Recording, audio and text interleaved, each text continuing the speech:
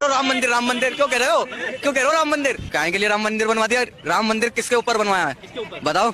नहीं बनवाया, किसके ऊपर है? राम मंदिर बनवाया जिन्होंने जमीन के ऊपर बनवाया। किससे तोड़ के बनवाया उन्हें बताओ? भूल जाओ ना वो तो। क्यों भूल जाओ? जब बात मत करो। योगी जी ने बनवाया, जो ऊपर वाला चाहेगा वही होगा। क्या होगा? जब भी होगा कुछ तो होगा। हम क्या होगा? इस बार जो आएगी सरकार आए, कांग्रेस आए, हमारे दिल की यही है। दिल में तो और कुछ भी है। दिल में और कुछ भी है, बहुत कुछ है। बवाल मचाना है। बवाल कैसे मचाना? बवाल जैसे मचाएंगे, जैसे सरकार आएगी ना बवाल ही मचाएंगे। कांग्रेस की भाई। हेलो दोस्तों, स्वागत है आपके चैनल चैरिटेयर पे। मैं शिव कुमार लेके आ गया हूँ एक और नई वीडियो। तो चलिए वीडियो को अंत तक देखिएगा। चलिए वीडियो स्टार्ट करते हैं।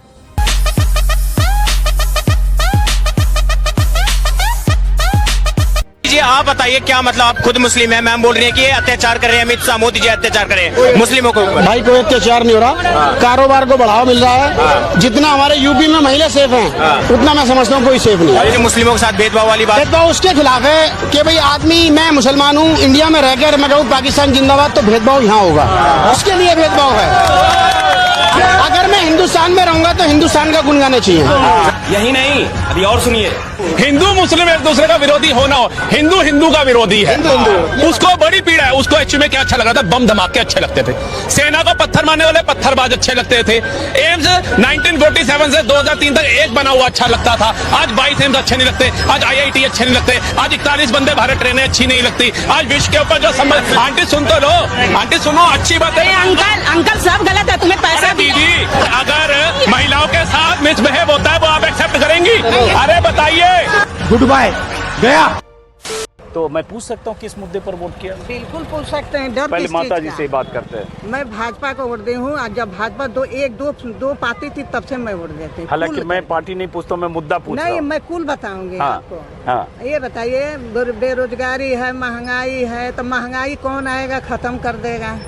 दूसरी बात, बेरोजगार हाई स्कूल पास हो गए, इंटर पास हो गए, आपको नौकरी चाहिए। मैं MA BEd सन 71 के हूँ। हमको सेंट्रल में सर्विस लगी, इंटर कॉलेज में नौकरी लगी। मेरे हस्बैंड नहीं करने दें। कहीं घर देखो, आज मेरे सब बच्चे सरकारी सर्विस करते हैं। मैं अच्छा से हमारा पति, हम आपको संभाल ही नहीं पा रहे हैं।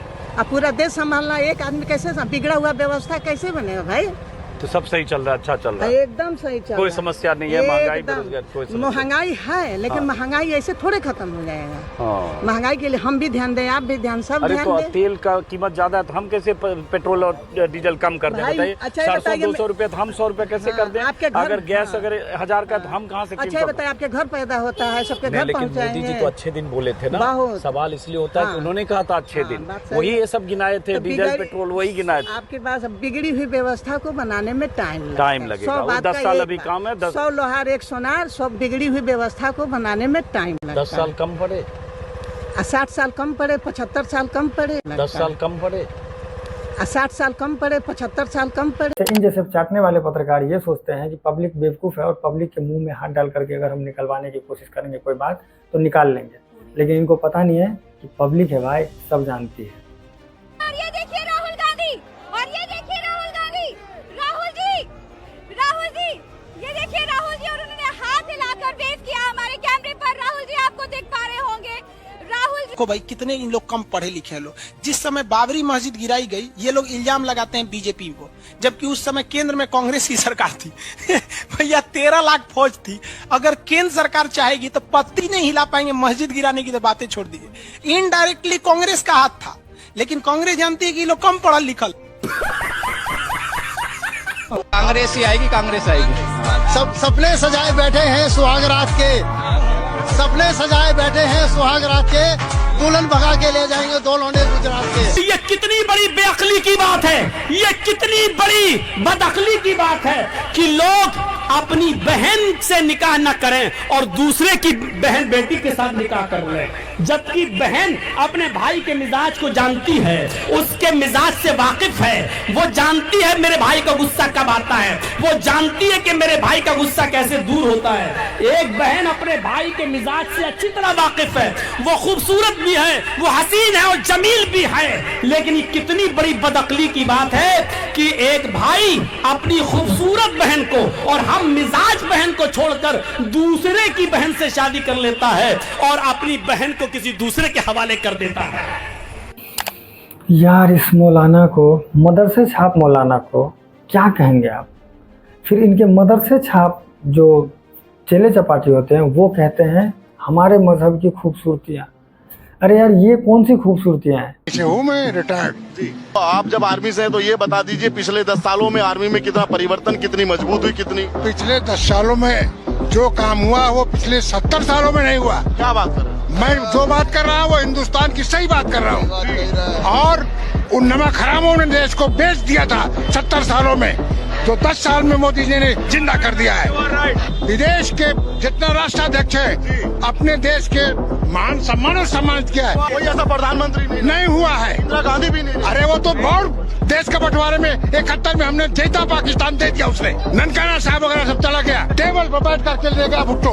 राहुल गांधी लगातार कह रहे हैं क्या है वो कुछ नहीं है, वो तो देश को बेच खाया उसने इटली में पूरा दम। वो क्या बात करेंगे? कह रहे हैं कि चाइना अंदर घुस रहा है भारत में। कुछ नहीं, झूठ बोलता है। जिसको अपनी जमीन की पता नहीं कि आलू ऊपर पैदा होता कि ऊपर पेड़ में पैदा होता, वो क्या जानेगा? और मैं अमेठी का रहने वाला हूँ, वो क्या भाग गया यहाँ से? जितने लुटेरे हैं सब लुटेरे इकट्ठे हो गए और अपने जेल जाने से बचने के लिए लुटेरे इकट्ठा हैं और ये सफल नहीं हो सकते। जैसे अब मोदी जी हर त्योहार पे फौजियों से मिलते हैं, फौजियों के साथ अपना त्योहार थोड़ी नहीं, वो तो भगवान ने उनको भेज दिया यहाँ इसको सुधारने के लिए, देश को सुधार दिया पूरा देश। सुधार नहीं देंगे और भी सुधार देंगे, ऊपर पहुँचा दिया चांद पे, अभी और सूरज पे पहुँचेंगे। और अब चीन से दुनिया भर के मुसलमानों के लिए बड़ी खबर आई है। जिनपिंग से ऑर्डर मिलने के बाद चीन में आखिरी मस्जिद भी तोड़ दी गई। चीन की सबसे बड़ी मस्जिदों में एक है शादियान की ग्रैंड मस्जिद, पर इस मस्जिद के 3 गुंबद पर हथौड़ा चला दिया गया। चीन ने सिर्फ एक प्रांत शिनजियांग में ही 16,000 से अधिक मस्जिदों पर बुलडोजर चला दिया गया। लेकिन भारतीय मुसलमानों के नाम पर दुष्प्रचार करने वाले कुछ मुस्लिम देश सख्त निंदा तो दूर, चीन पर एक बयान तक नहीं दे पाए। चीन का सदाबहार दोस्त पाकिस्तान भी सब कुछ देखकर भी गूंगा बन गया है। हाय अल्लाह तौबा, हाय अल्लाह तौबा। चाइना में जो हो रहा है मुसलमानों के साथ, हजारों मस्जिदें तोड़ दी गई, खुले में आप नमाज नहीं पढ़ सकते, आप दाढ़ी नहीं बड़ी बड़ी रख सकते। तो इनको लेकर के पूरी दुनिया का जो मुस्लिम कम्युनिटी है वो उनको फ़र्क नहीं पड़ता या उनकी औकात नहीं है जो ये बोल सके। लेकिन सेम चीज़ अगर भारत में होती है तो बवाल करने लगते हैं कुछ बुद्धिजीवी। इन्होंने बोला मोदी जिंदाबाद, उसके साथ एक और नारा चलना चाहिए, मोदी जिंदाबाद और राहुल गांधी तू भारत से जिंदा भाग। ये आप कह रहे हैं राहुल गांधी यहाँ से जिंदा चले जाए, पर राहुल गांधी तो भारत को न्याय दिलाने के लिए भारत न्याय यात्रा कर रहे हैं। इसके पहले भारत जोड़ो, चप्पल जोड़ो, जूता जोड़ो सब कर लिया, क्या तीर मार लिया। इनका एक और ड्रामा चलता है कि भैया ईवीएम हैक कर देते हैं, यही बोलती है ना कांग्रेस वाली। अरे राहुल गांधी और प्लस मोदी को क्या बोलते हैं, अनपढ़ गवार है। तो भैया जब राहुल गांधी हार्वर्ड कैम्ब्रिज से पढ़ के ईवीएम हैक नहीं कर पा रहा है और एक हमारा अनपढ़ प्रधानमंत्री ईवीएम हैक कर ले रहा है, तो भैया चुल्लू भर पानी में डूब के कांग्रेसी हो। घमंड से कहते हैं कि साहब 80 करोड़ लोगों को हम 5 किलो राशन दे रहे हैं, ये घमंड की बात है। ये किसी भी सरकार के लिए शर्म में डूब मरने की। आप 5 किलो दे रहे हैं ना, हम गठबंधन की सरकार अगर आएगी हम 10 केजी देंगे, 10 केजी। आई होप आप लोगों को वीडियो अच्छा लगा हो। मिलते हैं किसी और वीडियो में, तब तक के लिए जय श्री राम।